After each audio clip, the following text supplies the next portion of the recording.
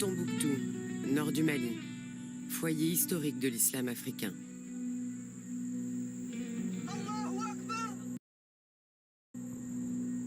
2012, les djihadistes d'Al-Qaïda détruisent les mausolées sacrés de la ville. Au fil des mois, ils s'emparent du nord du pays, puis descendent vers le centre. L'armée malienne est submergée. Le président malien fait appel à la France. En quelques semaines, les hélicoptères et les troupes au sol libèrent les grandes villes du nord. Forte de sa victoire éclair, l'armée française s'installe. Pendant 9 ans, elle va mener au Mali sa guerre contre le terrorisme. 2022, les djihadistes ont repris le terrain perdu. Des groupes armés locaux contrôlent la majorité du territoire. Le Mali sombre dans le chaos. Même du temps de la rébellion la plus pire de l'histoire de notre pays, on n'avait jamais vu ça. Des civils froidement exécutés. It's clear there is ethnic cleaning in the center against Belk populations. Le résultat de l'opération française est un désastre. Pour le comprendre, nous sommes partis à la rencontre des Maliens, de ceux qui font la guerre et ceux qui la subissent. Un long voyage à travers un immense pays. Et toujours sous bonne escorte.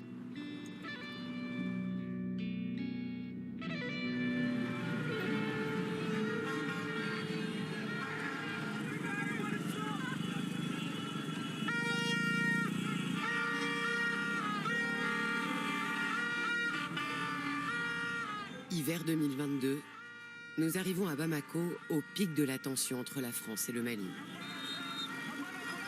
Chaque samedi, des jeunes partisans de la junte militaire au pouvoir se rassemblent pour chanter l'armée malienne et son allié russe.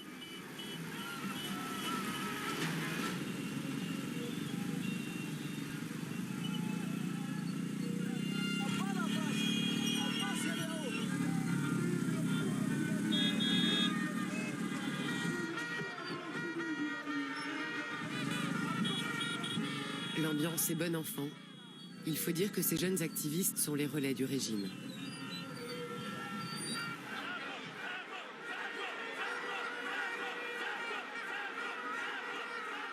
L'orateur s'appelle Ben le Cerveau, un nom de blogueur et de personnage de bande dessinée. Il jubile de l'expulsion de l'ambassadeur de France, Joël Meyer. Il faut que Joël Meyer bye.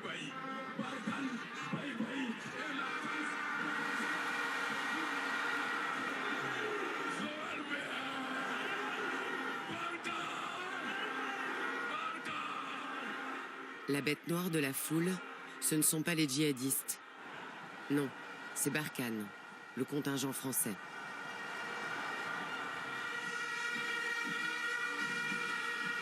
Nous sommes trop fatigués, il y a eu trop de sang coulé. Aujourd'hui, nous avons décidé en tant que Maliens de prendre les choses en main, de ne plus laisser le Mali aux mains des ennemis du Mali. Si la France a des problèmes ici en Afrique, c'est ça, de s'insérer dans les affaires intérieures, d'essayer de nous donner des leçons, c'est ce que nous ne voulons pas.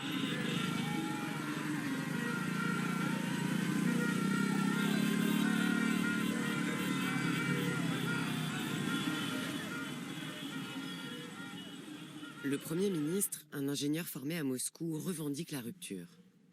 Ce que la classe politique française doit comprendre, ils n'ont plus à la tête du Mali les hommes auxquels ils étaient habitués, qui étaient heureux d'aller à Paris, de passer la nuit dans les grands hôtels, 10 000 € la nuit, avec des grands parfums, ils vont aux Champs-Élysées, on les tape sur les épaules, président démocratiquement élu, on les flatte. Nous, ce n'est pas ça notre souci.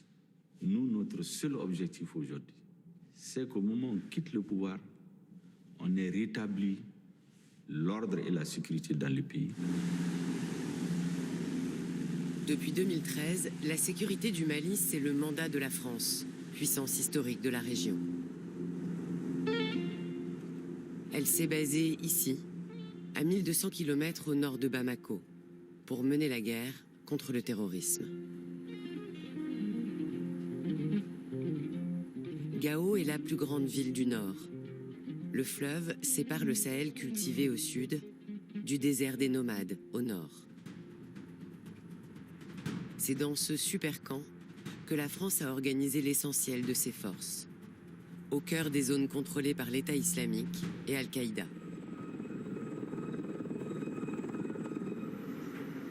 Ici, personne ne comprend le ressentiment anti-français. Et personne n'imagine que dans 6 mois, tous les soldats auront plié bagage.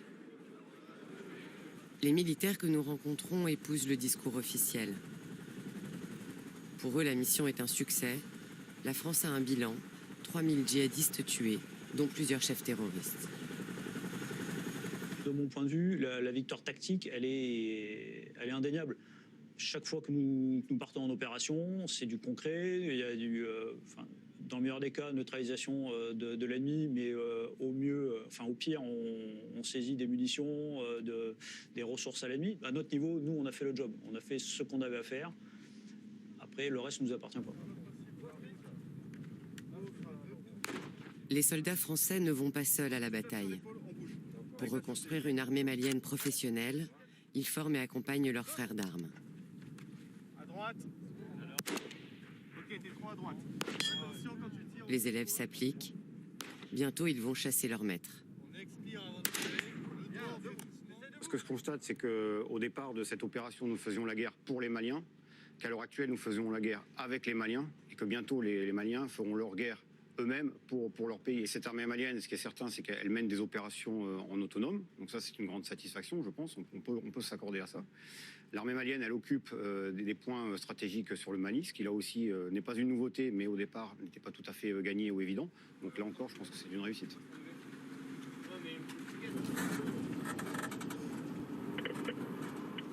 C'est qui en tape derrière? Oui. Tu rends compte quand tu vois le VAB? Ouais, c'est carrément de l'autre côté. Nous sortons en patrouille avec des Griffons, des blindés dernier cri qui font la fierté de l'industrie de défense. Les opérations extérieures servent aussi de vitrine au matériel destiné à l'exportation. Ok, on débarque. Idéal. Pour le moment, l'objectif de la patrouille est de marquer la présence de Barkhane sur le terrain.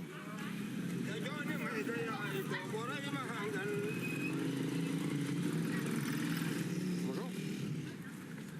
Ça va?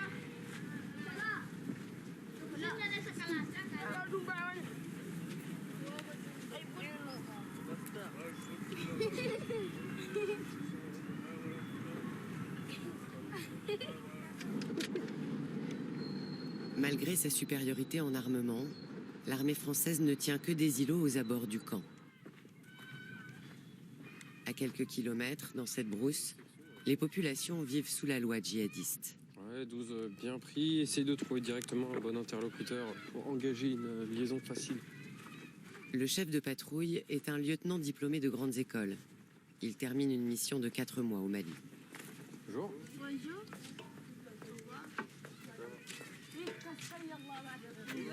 Ça va? Bonjour. Vous parlez tous français? Bonjour, chef. Bon, comment ça va ici? Vous allez où pour aller chercher l'eau? Il y a des petits puiseurs là. Et les petits puits? Et le grand problème, c'est la soif. Non? La soif? Ah, parce que vous avez même plus d'eau assez pour boire pour vous. Et vous allez comment chercher l'eau en moto? Ouais. Je sais pas du tout. 14 en avant. Ah oui. Et donc il vous faut un puits en fait ici. Vous avez quand même une école?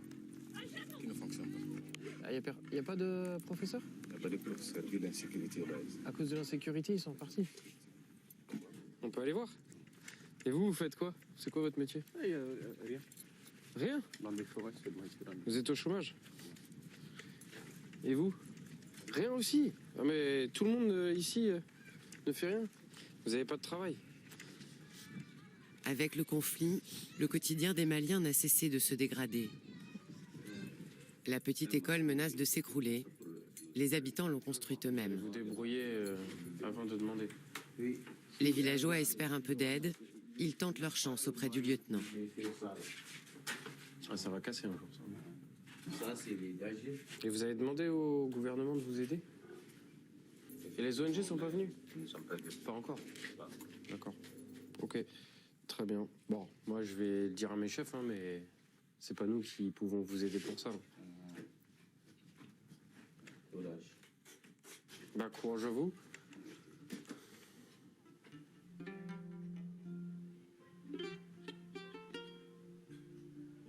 À cause de la guerre, plus de 500 000 enfants ne sont plus scolarisés. Les Maliens sont devenus indifférents à la patrouille. Ça fait presque 10 ans qu'ils la regardent passer. L'accueil de la population est beaucoup moins chaleureux. Les enfants ont grandi. Ceux qui nous acclamaient, qui agitaient les drapeaux français lorsque nous avons traversé Bamako, Gao, voilà, ils ont vécu la présence de la France pendant toutes ces années.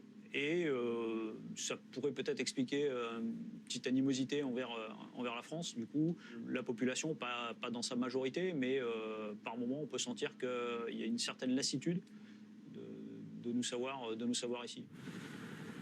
Le capitaine Stéphane était déjà ici en 2013 avec Serval, l'opération antiterroriste lancée par François Hollande à la demande du président malien.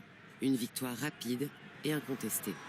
Je veux ici vous dire que je viens sans doute de vivre la journée la plus importante de ma vie politique.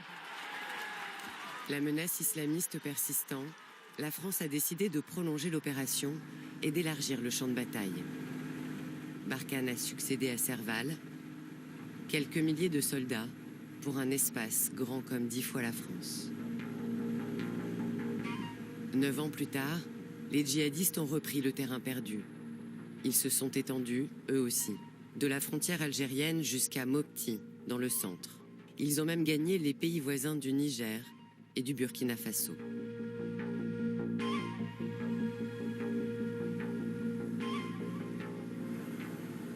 Nous atterrissons à Gossi, un avant-poste dans la zone des 3 frontières.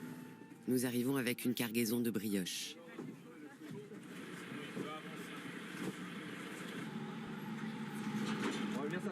Nous sommes invités à filmer la fin d'une formation financée par Barkhane pour des jeunes de la ville. Ça s'appelle une action civilo-militaire. L'objectif est de conquérir les cœurs et les esprits des habitants. Bien, bonjour encore une fois à toutes et à tous. Je voudrais vous remercier de votre présence ici. Présence qui est révélatrice du lien fort qui nous unit et qui est marqué dans vos belles tenues aujourd'hui, qui montre ce lien fort qui unit évidemment le Mali à la France. On a besoin de vous pour mettre dehors ces malfaisants qui empêchent de retrouver une vie complètement normale et de se tourner vers la paix complète à Gossi et au Mali. Tout le monde fait bonne figure, mais le cœur n'y est pas. Les djihadistes continuent de faire la loi en ville. Nous les jeunes, on ne peut plus s'amuser. Les soirées, les concerts, tout s'est arrêté. Ce n'est pas normal. Les Français sont venus pour nous aider, mais ça n'a pas marché comme on aurait voulu. Nous osons la question qui fâche. Et si la guerre avait été perdue ? Alors, elle a sûrement pas été perdue, et ça serait vraiment un outrage que de dire des choses comme ça, ne serait-ce que pour les 53 soldats et frères d'armes qu'on a perdus ici. Donc évidemment qu'on ne peut pas dire ça, que la situation a évolué, a changé, Barkhane s'est adapté, et que au quotidien on a des retours sur investissement, même si le terme n'est pas très beau, avec des jeunes heureux, des femmes que l'on croise dans les villages qui nous remercient de notre présence discrètement pour pas avoir des représailles derrière. Rien que quand on a ces phénomènes concrets de terrain, eh bien on se dit que à ce niveau-là, la guerre elle est gagnée. La junte au pouvoir n'est pas de cet avis. En février 2022, elle exige le départ de Barkhane.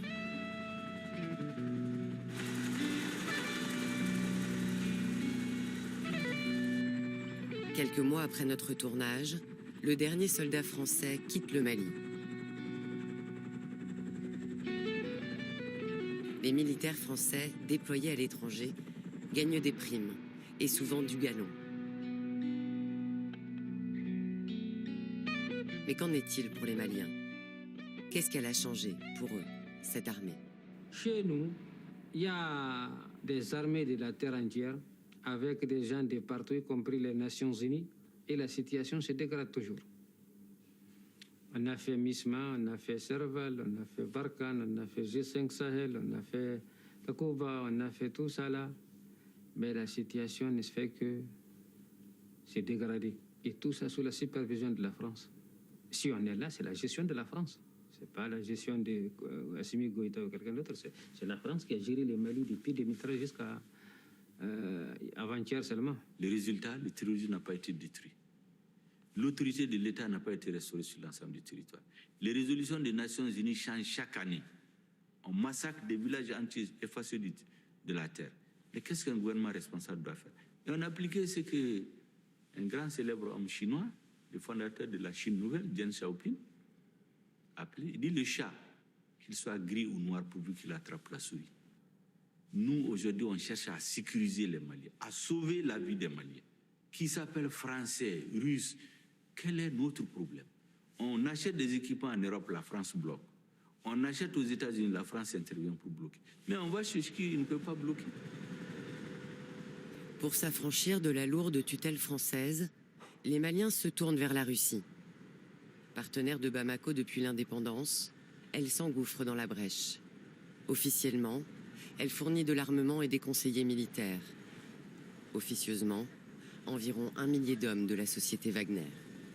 La moitié de l'effectif engagé par la France au plus fort de son intervention.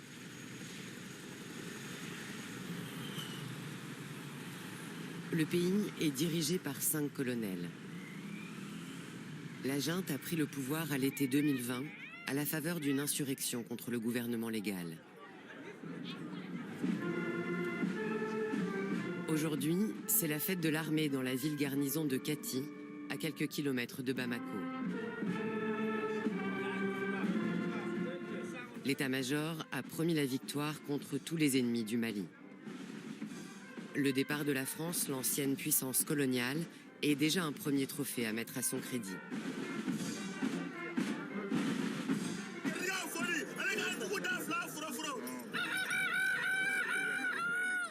Devant la tribune officielle, un griot fait rire le public aux dépens du coq gaulois.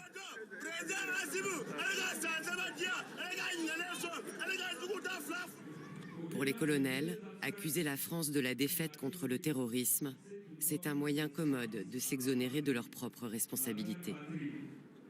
Excellence, Monsieur le Président de la Transition, chef de l'État, chef suprême des armées.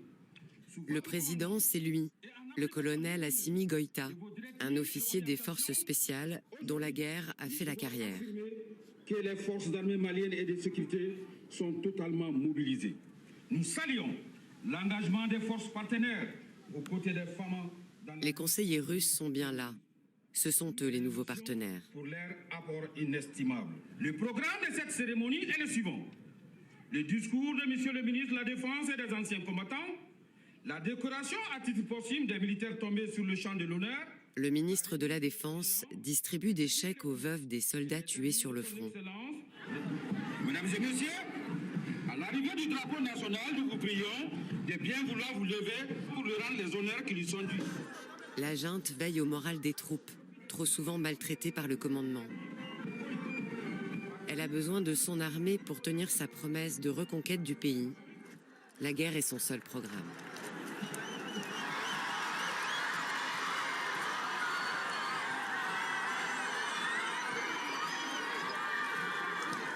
Avec l'arrivée des riches, on a eu beaucoup d'armements, les avions, les chars, le peuple est content et le peuple est fier de l'armée. J'espère que si l'armée continue, ils vont gagner le combat. Ça vaut mieux que le régime passé. C'est l'armée qui va nous aider à avoir notre indépendance. Nous avons déjà notre indépendance, mais ce n'est pas trop avancé. Comme on le dit, on ne libère pas un peuple se libère. Nous voulons la dictature. Vous voulez la dictature? Oui, oui. Nous ne voulons pas la démocratie. Parce que la démocratie, c'est pour gaspiller le pays. À l'inverse de ces jeunes, les plus âgés se méfient du régime militaire. Ils se souviennent de la main de fer qui a dirigé le pays jusqu'en 1990. Nous notre génération, nous avons une sainte horreur des coups d'État. Horreur des coups d'État.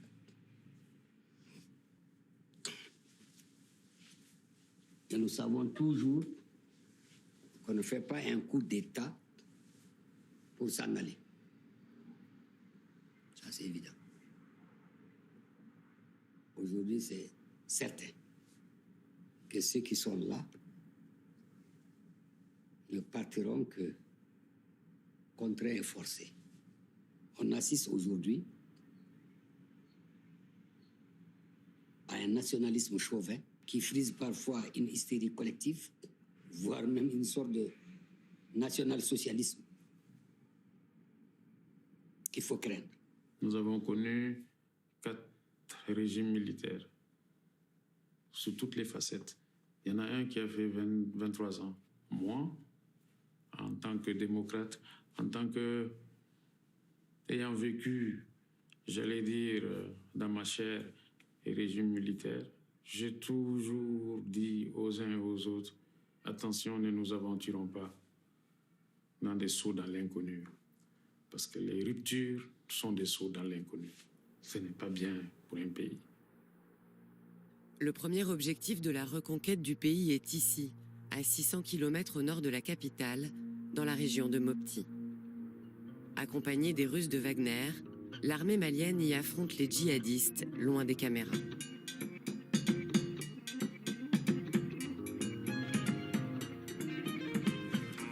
Nous sommes dans le delta central du fleuve Niger, la plus grande zone humide d'Afrique de l'Ouest. Depuis des siècles, éleveurs, pêcheurs et agriculteurs s'y partagent l'eau et les terres offertes en abondance au rythme des crues et des décrues du fleuve. Mais depuis 10 ans, la cohabitation entre les communautés est devenue conflictuelle.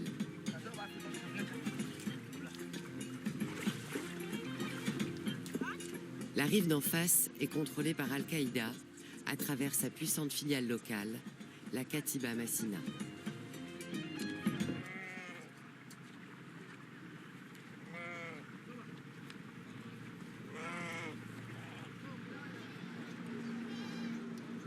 La ville de Mopti vit encore à peu près en sécurité.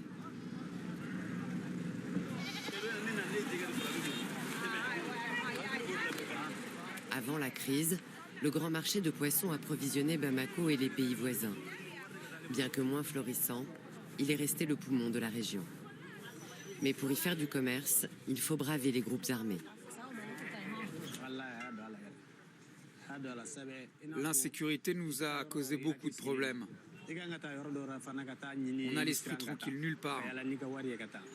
On a peur de se déplacer avec de l'argent pour les transactions. Hier sur la route, on m'a arrêté et posé beaucoup de questions. Heureusement, ils ne m'ont rien pris.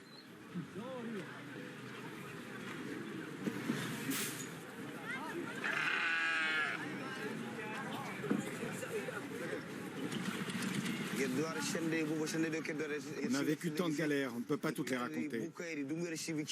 On nous a coupé les pantalons à la mode djihadiste et retenus dans des lieux inconnus. Les djihadistes interceptent les pirogues, les fouillent et prennent ce qui les intéresse. S'ils découvrent du matériel militaire, ils l'emportent. Comme les gens suspects à leurs yeux, fonctionnaires ou peau noire, ils les interrogent et ils font de nous ce qu'ils veulent.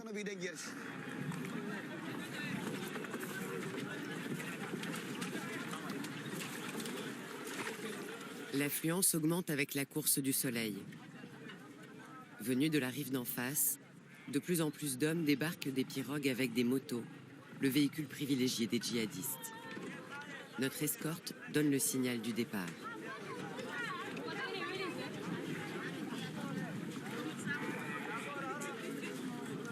Dans cette région, Al-Qaïda a prospéré sur les conflits entre agriculteurs et éleveurs, et sur les tensions entre familles nobles et descendants d'esclaves.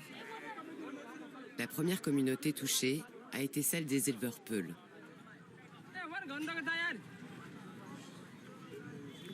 Nous avons, dans la communauté Peul, énormément perdu. Des chefs traditionnels, des imams, des princes historiques. Et le bétail etc. Parce que le bétail pour le peul et tout, comme on dit, la mère meurt, c'est pas si grave que ça. Le papa meurt, c'est peut-être un peu plus grave parce que c'est lui quand même qui nourrit. Mais un seul animal meurt, ça, c'est la désolation.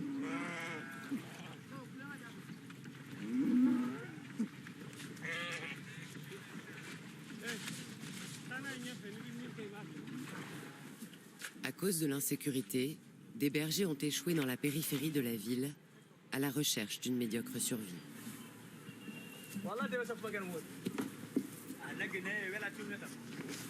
Je viens d'une famille où on ne parle pas d'école.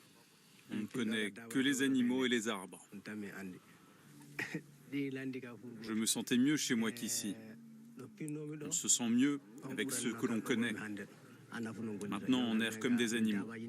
On s'installe là où on peut, jusqu'au jour où Dieu nous fera grâce.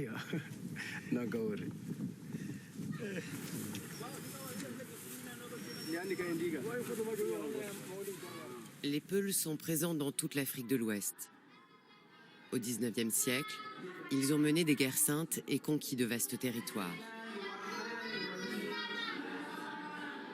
L'imam Cissé est l'héritier de l'islam traditionnel local qu'il enseigne dans son école coranique. Il dénonce l'islam importé des djihadistes.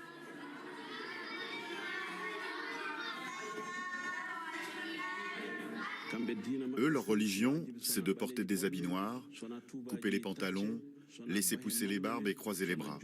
C'est-à-dire le même système que l'Arabie saoudite. À son avis, si beaucoup de jeunes Peuls rejoignent les djihadistes, ce n'est pas vraiment pour la religion. Aussi loin que je me rappelle, les bergers Peuls fuyaient à la vue des gendarmes. Il y avait trop de manque de considération dans le pays et rien n'était fait pour le développement en milieu Peul.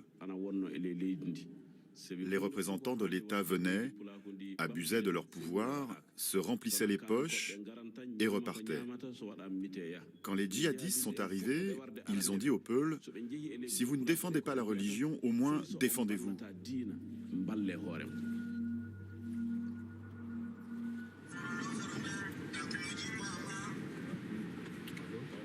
Les djihadistes sont partout, y compris au marché de bétail. On renonce à entrer, trop de risques. Sur nos images de drone, on voit des motos chinoises, la monture préférée des combattants. Le moyen de transport le plus pratique dans le désert est aussi un argument de recrutement. Je me souviens très bien quand ils sont venus pour la première fois. C'était mes cousins germains. Ils sont arrivés sur des motos, bien sapés, en tenue militaire. Quand je les ai vus, ça m'a plu. Ils m'ont donné une arme que j'ai mise à l'épaule. Ils venaient souvent et je les ai suivis en brousse. Au début, on était naïfs et on était séduits surtout qu'ils étaient venus au nom de la religion.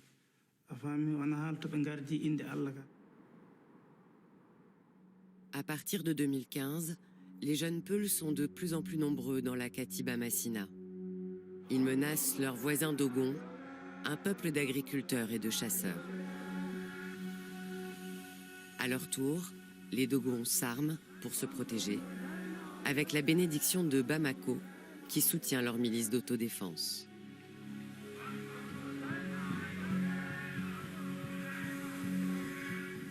Les falaises du pays Dogon qu'aimaient visiter les touristes sont le théâtre de batailles invisibles et sanglantes.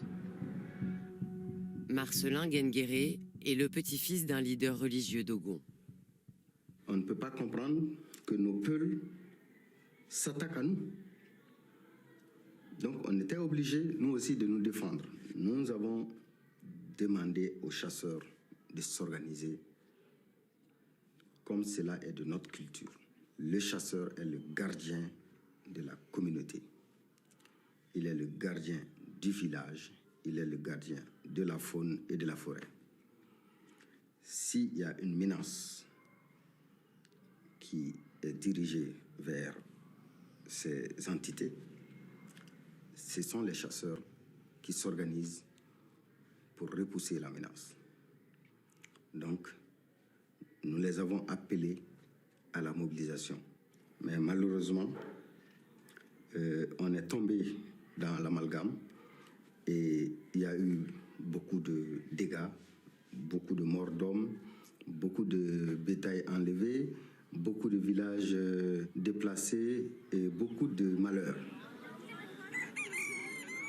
Dans la région de Mopti, ils sont plus de 200 000 déplacés, le plus souvent livrés à eux-mêmes.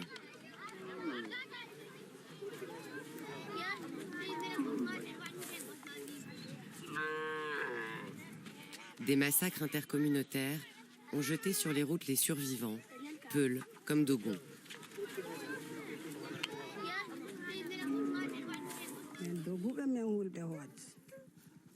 Tout a été détruit. Il ne reste que les arbres.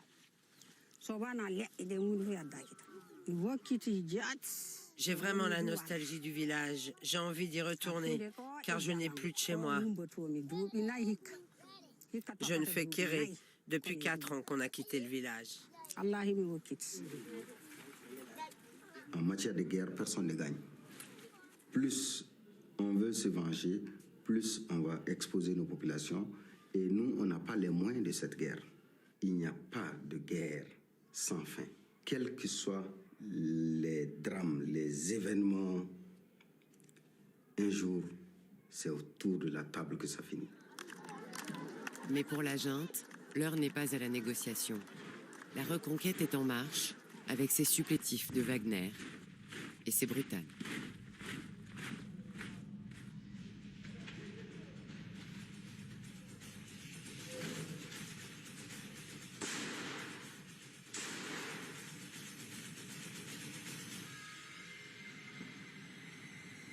Русские не сдаются.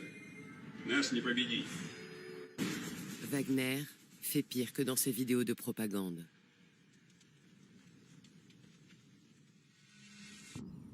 Ces images sont celles du village fantôme de Moura, après une opération antiterroriste. L'armée malienne et ses alliés russes y ont massacré des centaines de civils Peuls en mars 2022. Ces exactions poussent les jeunes dans les bras des djihadistes. Cela ne fait qu'enflammer la guerre. C'est comme si tu allumes du feu, que tu jettes de l'essence, ça brûle ou pas. Même celui qui ne le voulait pas va se rallier par esprit de vengeance. Et si tu veux défendre l'armée, tu ne peux pas tant qu'elle tue tes proches, tes parents. Porté par le ressentiment et la misère des populations, Al-Qaïda s'étend désormais sur un espace plus grand que la France. Son chef s'appelle Yad Akrali. Ce n'est pas un étranger, mais un Malien du Nord. C'est lui qui détient et négocie les otages. Yad Akrali a des réseaux partout. Il faut dire qu'il a eu plusieurs vies. Il est politique, il est combattant et c'est le meilleur des officiers Touareg depuis la création des armées Touareg. C'est un stratège. C'est quelqu'un aussi de très très responsable. Chef de rébellion en 1990, il s'est ensuite rangé aux côtés du pouvoir avant d'embrasser le djihad en 2012. Ses vieux camarades ne sont plus dans le même camp, mais ils lui conservent leur estime. Iyad est l'un des nôtres, nous ne le rejetons pas. Il a lutté avec nous pour l'indépendance du Nord. Aujourd'hui, c'est un soldat du djihad. Les djihadistes nous aident à obtenir l'indépendance, comme l'ont fait les talibans. Iyad recrute dans toutes les communautés sédentaires et nomades. Ces hommes croient dans les promesses d'un islam radical qui apportera le droit, la justice et la vengeance, comme ce combattant de la première heure. On ne peut pas pardonner les atrocités que l'armée malienne fait subir à nos parents. J'ai rejoint le djihad pour venger ma famille.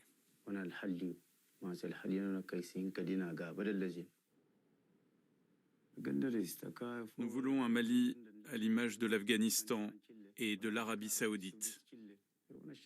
Notre justice sera la justice islamique. Et dans nos écoles, il sera enseigné essentiellement le Coran. En 2012, Yad Akrali et ses combattants avaient imposé leur loi sur le nord du pays et élu Tombouctou pour capitale.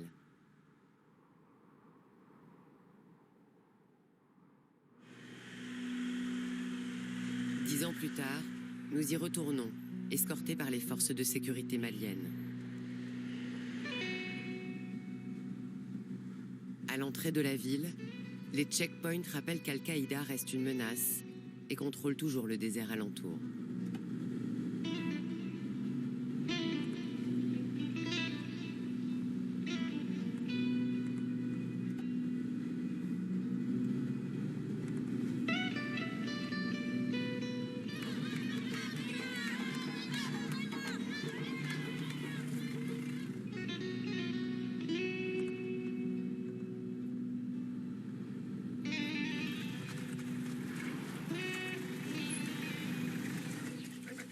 Depuis le Moyen-Âge, Tombouctou est connu comme un temple du savoir islamique sur les routes entre l'Afrique du Nord et l'Afrique du Sud du Sahara.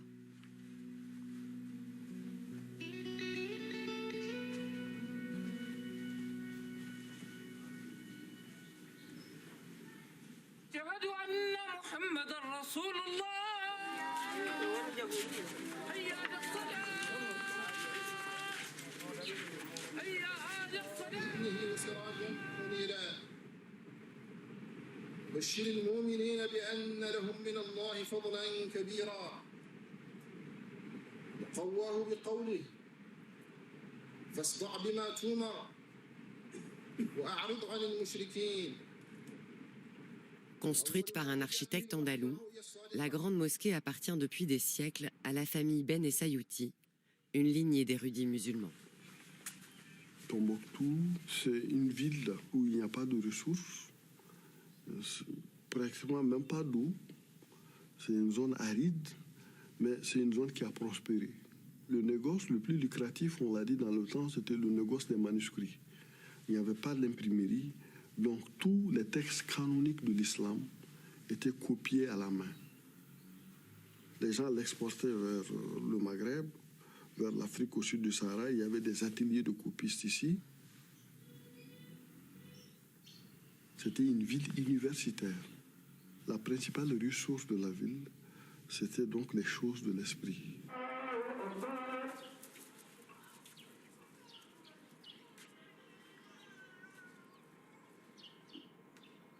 Globalement, à Tombouctou, l'islam qu'on y pratique, c'est un islam tolérant, c'est un islam qui tolère même ceux qui ne sont pas musulmans.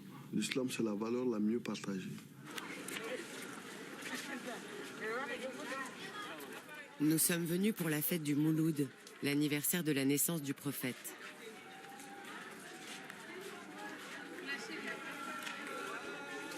C'est une semaine de communion intense de la société tombouctienne, à la fois mystique et sociale. La nuit est consacrée à écouter des chants et des poèmes à la gloire de Mahomet.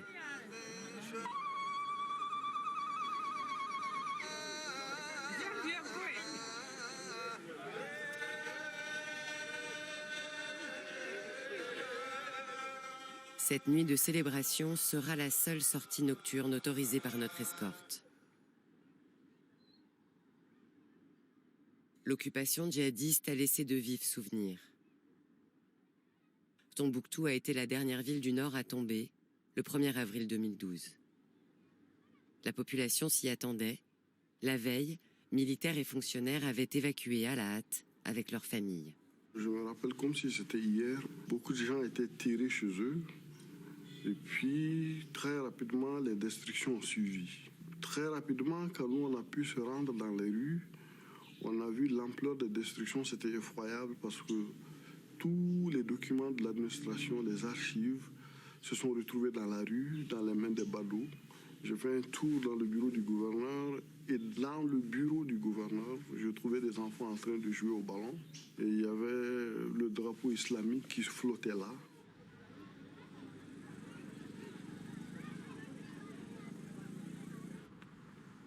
Le Gotha islamiste s'installe au camp militaire.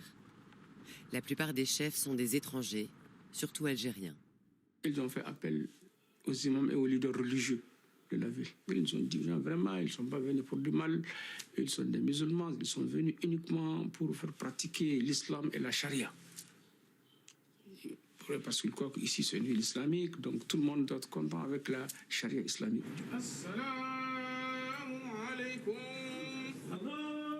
Ils veulent que tout le monde, les femmes, les filles, les garçons, que tout le monde respecte strictement les pratiques de l'islam. Maintenant, c'est eux les maîtres de la ville.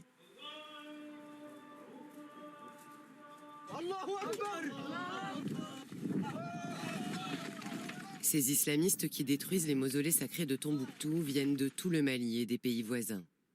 Un peu plus tard, ils amputent en public un jeune homme accusé de vol. C'était affreux.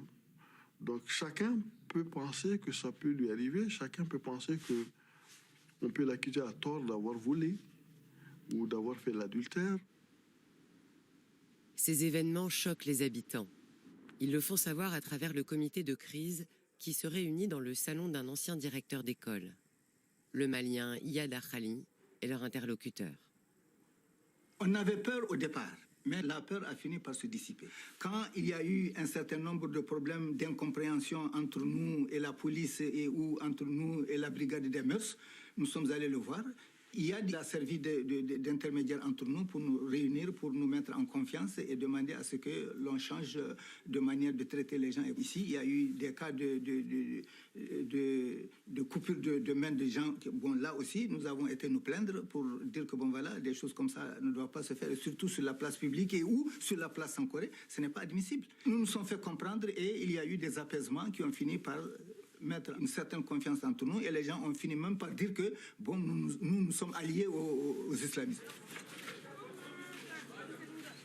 L'occupation a duré 9 mois jusqu'à l'intervention française. 10 ans plus tard, le dépit de l'imam Ouangara est intact. On était très en colère contre l'État. L'État ne peut pas délaisser ces populations comme ça sans rien. 9 mois.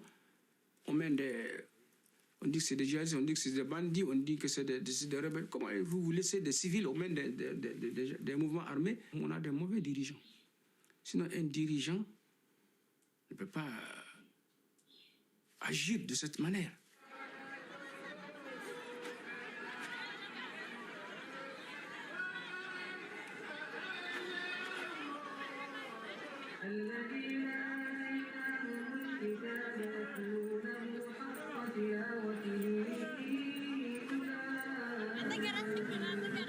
Aujourd'hui, les Tombouctiens ont retrouvé leur tradition. Les femmes, leurs bijoux et leurs robes brodées.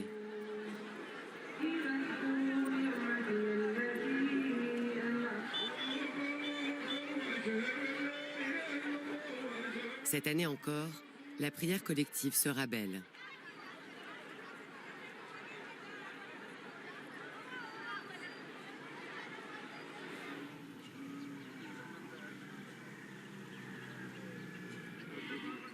Au marché de bétail à la sortie de la ville, de petits éleveurs viennent écouler quelques têtes. Ça fait longtemps qu'ils ne comptent que sur eux-mêmes. Ils n'attendent rien de l'État, qui ne s'est jamais soucié d'eux.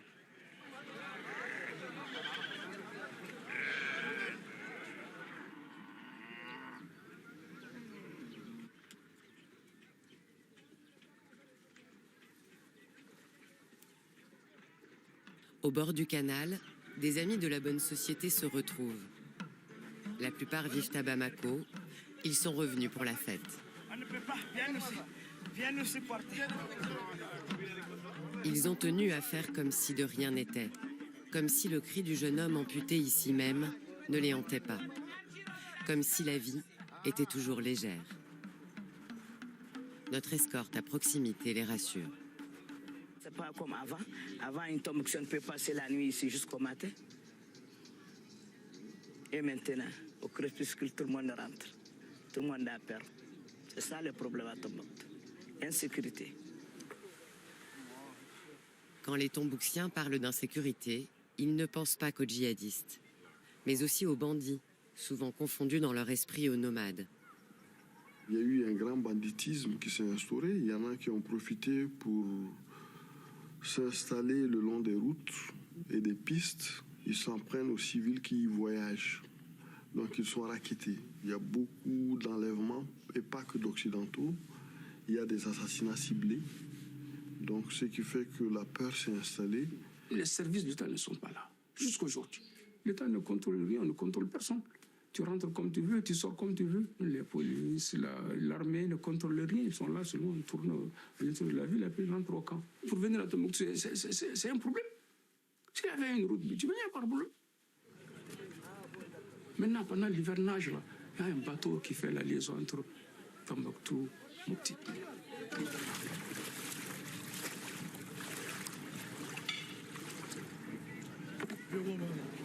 Le bateau est le moyen le plus sûr pour se déplacer, mais le voyage coûte cher. Comment on peut expliquer ça? Ils sont venus sucer le sang des gens. Mais de grâce, je suis malien ou pas?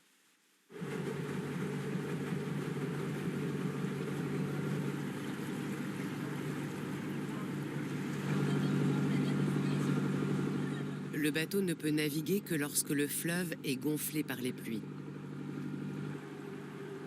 Aujourd'hui, se déplacer au centre et au nord du Mali est devenu très difficile, sauf pour les plus aisés.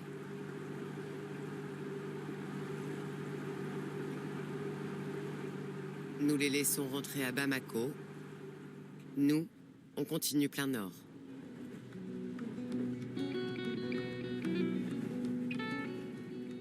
Cette immense région est revendiquée par les Touaregs depuis la création des frontières du Mali moderne en 1960.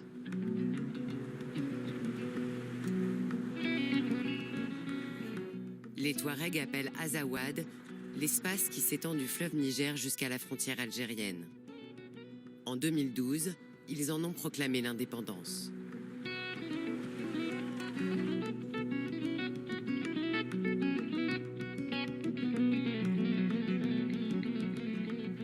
Ce fut longtemps le royaume des caravaniers, seul à monter les dromadaires permettant de traverser le Sahara.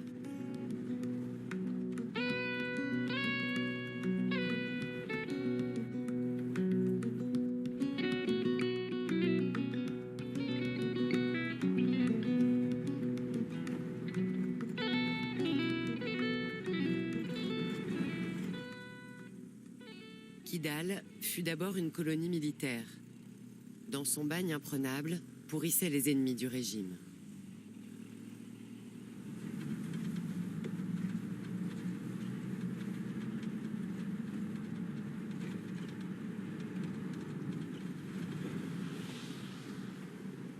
Les Touaregs vivaient d'élevage et de commerce. Après les grandes sécheresses des années 1970 et 80, beaucoup ont émigré dans les pays voisins. Ceux qui sont restés survivent par la débrouille, tournés vers l'Algérie dont ils consomment les produits arrivés en fraude.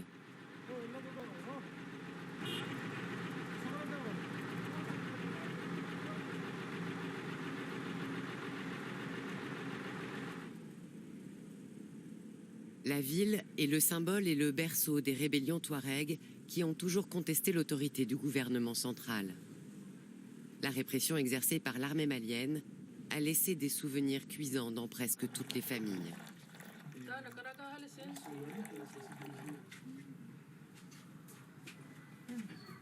Nous, les femmes de la zone, on a trop souffert, on a vu tout.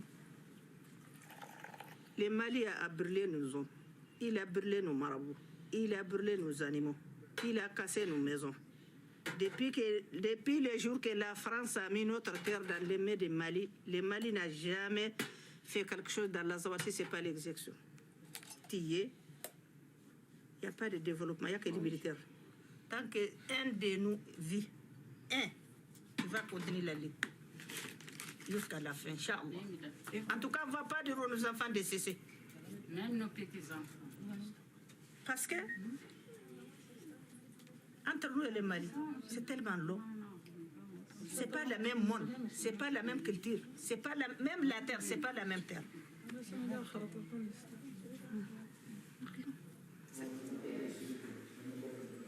Bilal Aga Chérif est l'un des chefs de la coalition des mouvements Touaregs qui contrôle Kidal.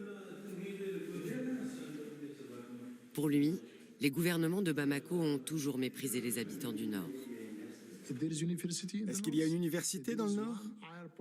Est-ce qu'il y a un seul vrai aéroport dans le Nord? Un hôpital? 1 kilomètre de route dans le Nord? Où est le développement? On parle toujours de services de base, mais on n'en est pas encore au développement. La région de l'Azawad est très riche.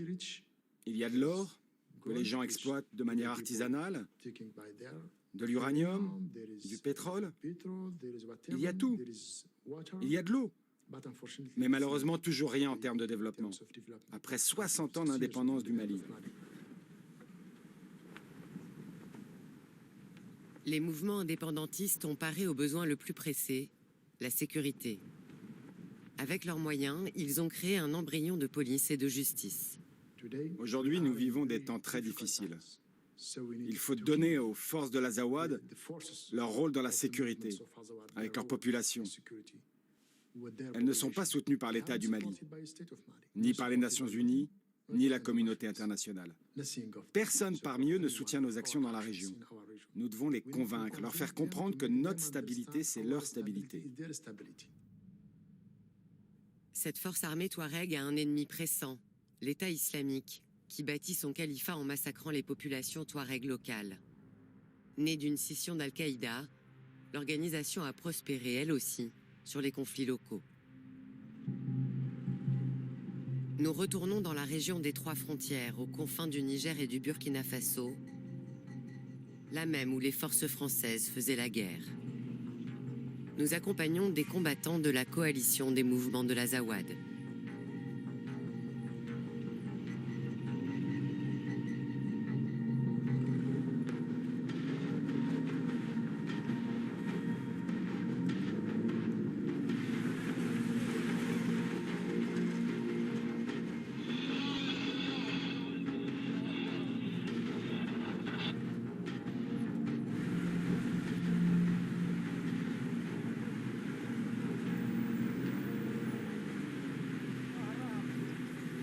Cette étape de notre voyage est la plus dangereuse.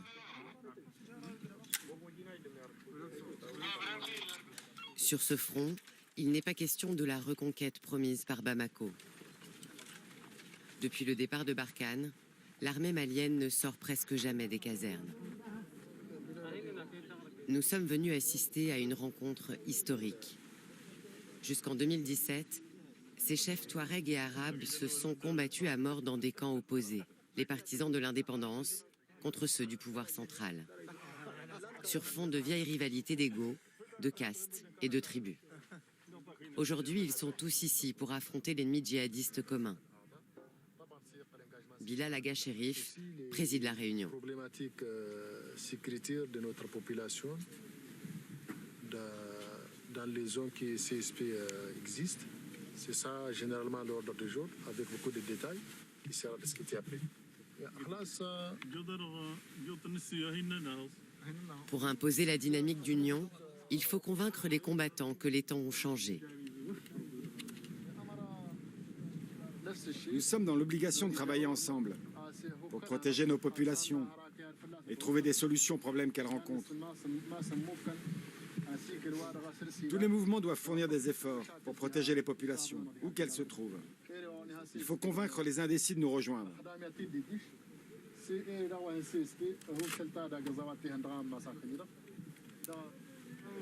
Les hommes ont envie d'y croire.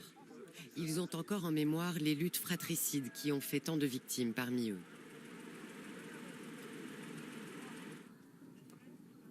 Nous sommes à Talatay.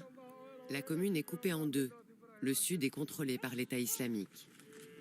La commune de Talatay est une population d'environ 30 000 habitants, et essentiellement des éleveurs.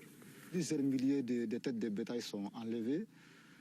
Plus d'une dizaine de villages sont abandonnés. Il y a plusieurs dizaines de personnes qui ont été tuées, des dizaines de personnes enlevées.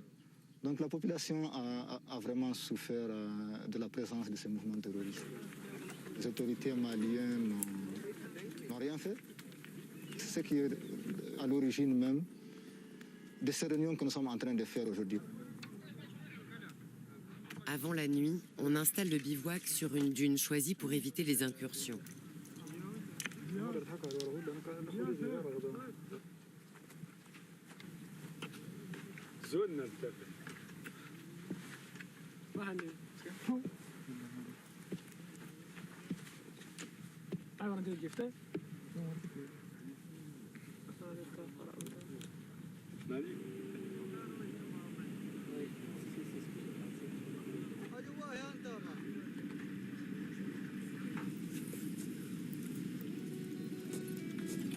Comme depuis toujours chez les nomades, on se rassemble autour du feu et d'un thé amer.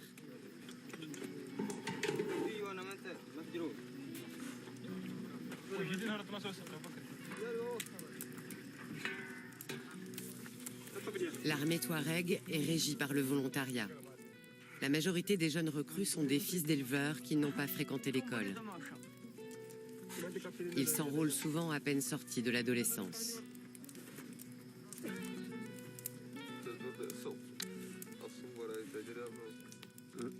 Beaucoup de leurs aînés se sont formés en Libye, poussés à l'exil au même âge par les sécheresses. En 2011, avec la chute du colonel Kadhafi sous les bombes de la France et de l'OTAN, ils rentrent par centaines au Mali.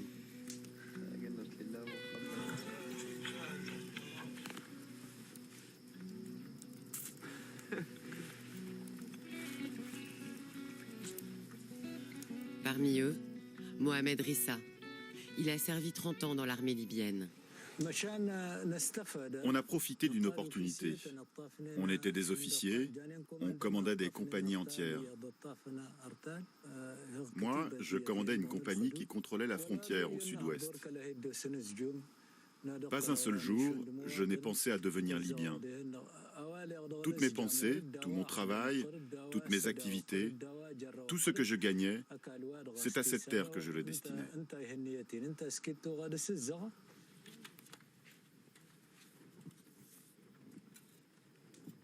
L'indépendance tant espérée semble enfin à leur portée.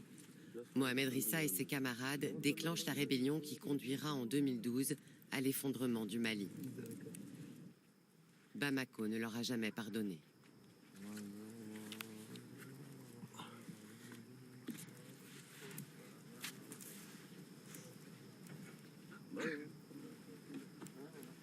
C'est un cercle infernal qui revient chaque 10 ans. Soit c'est les rébellions, soit c'est les chasseresses.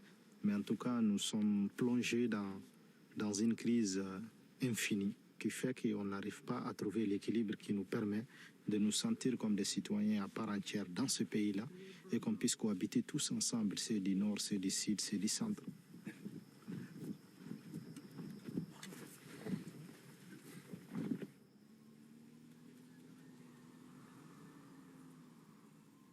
Malgré sa guerre contre l'État islamique, l'armée touareg unie n'est pas une bonne nouvelle pour Bamako.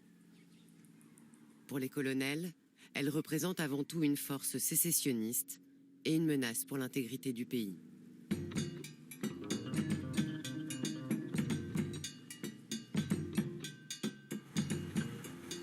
Nous sommes de retour à Bamako, au terme de notre voyage. Dans la capitale, rien n'évoque la guerre. Mais les citadins se débattent avec les mêmes problèmes que leurs compatriotes des autres régions. Les routes, la pauvreté, l'injustice.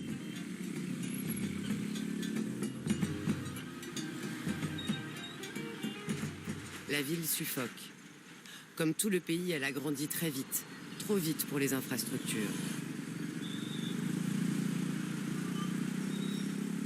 3 millions de personnes vivent dans la capitale, 30 fois plus qu'à l'indépendance.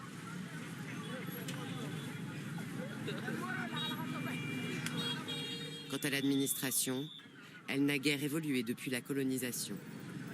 À l'indépendance de notre pays, nous avons remplacé le colon, mais nous n'avons pas changé l'esprit du colon.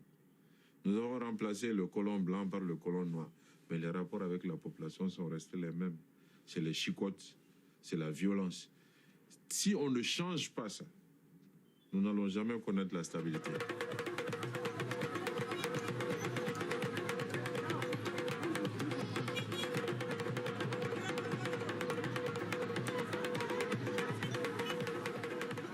Ces 30 dernières années, les gouvernements démocratiques soutenus par la France n'ont pas été à la hauteur des défis. Maintenant, s'il y avait moins de corruption, sans aucun doute, il y aurait eu plus de routes, il y aurait eu plus d'écoles, il y aurait eu sans aucun doute plus de centres de santé. Cette gangrène de la corruption a fini par discréditer aux yeux de certains Maliens le système démocratique. Le Mali était parmi les 3-4 pays considérés comme les plus démocratiques, les plus ouverts en Afrique. Mais à l'intérieur, l'État était vidé de son sens, de sa substance. Et les citoyens n'avaient plus confiance. Nous avons des hommes en réseau dans l'administration, dans la classe politique, dans la presse, dans le secteur privé, au niveau des hommes d'affaires, qui n'ont pas intérêt à ce que les choses changent, qu'ils ont des rentes de situation et qui ne veulent pas que ces rentes soient remises en question. Dans les quartiers périphériques s'entassent des Maliens venus de toutes les régions, naufragés de l'exode rural, de la guerre et du chômage. Ce quartier s'appelle Petit Paris.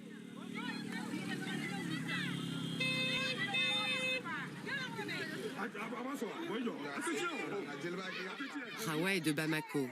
Elle a laissé tomber le lycée pour épouser Ibrahim, qui a grandi à Tombouctou. Ils se sont rencontrés à la capitale. À la mairie de quartier, toutes les régions se brassent au gré des rituels matrimoniaux de la ville, à la mode occidentale.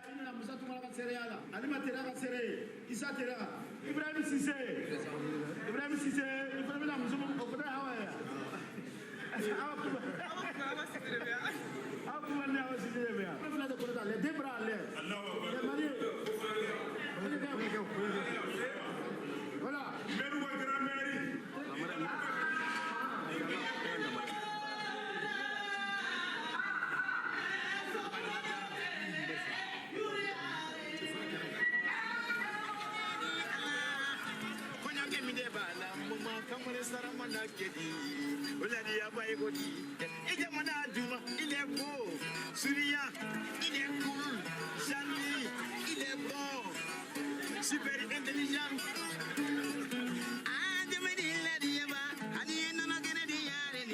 Plusieurs mariages sont célébrés en même temps, y compris dans les mêmes familles.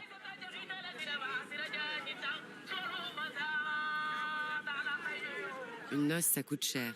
Il faut parfois des années pour réunir la dot. Pour Ibrahim, dont le commerce ne va pas fort, c'est un sacrifice financier. Mais il le faut pour accéder à un statut social.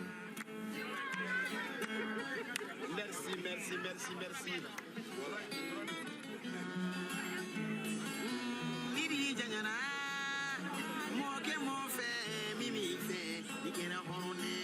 Ce savoir-vivre, ce vivre ensemble que nous avons pu forger pendant des années, pendant des siècles, c'est ce qui est remis en cause par la faute des politiques. Et aujourd'hui, si le Mali existe encore en tant que pays, pas en tant qu'État, mais en tant que pays, c'est parce que tout simplement, ces fondements et ces fondements fondamentaux sont encore là. Il y a d'abord nos valeurs sociétales, il y a aussi les valeurs religieuses. Il y a la religion qui a permis à ces différentes communautés de cohabiter, de se marier entre elles. Et pour nous, donc l'islam, c'est un patrimoine.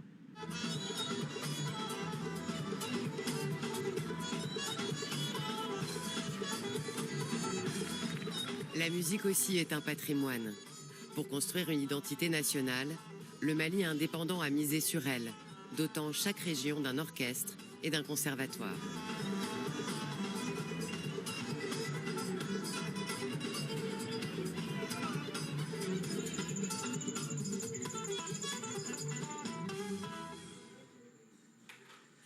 Hawa Maïga est chanteuse, originaire de Gao.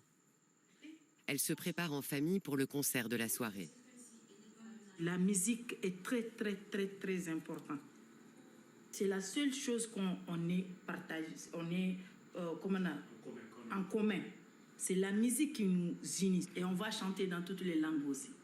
Peul, Bambara, le Dogon, le Soraï, le Bobon. C'est ça notre force. Vivre ensemble.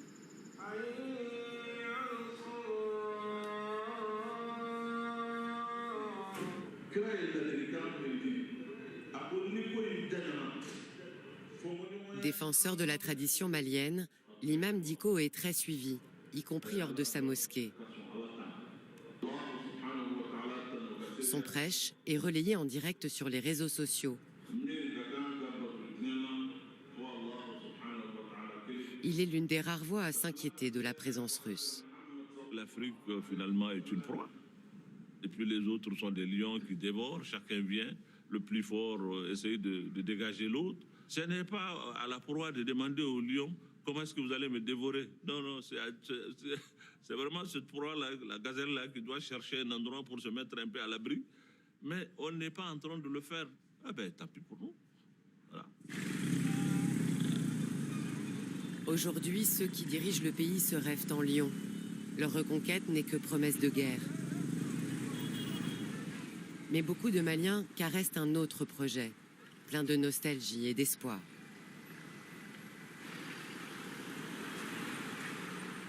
Je pense qu'il n'y a pas d'alternative. Il faut persévérer dans la quête de paix par le dialogue. Et il faut se parler. Si nous nous effondrons à nouveau, on ne se relèvera pas. Qu'il soit blanc ou noir, chaque fois que quelqu'un tombe, c'est un Mali. C'est des bras à moins. Arrêtons les décomptes macabres et cherchons la solution. La solution de la crise, la solution, c'est qu'on revienne à table de négociation. Il faut négocier avec tout le monde parce que la paix n'a pas de prix.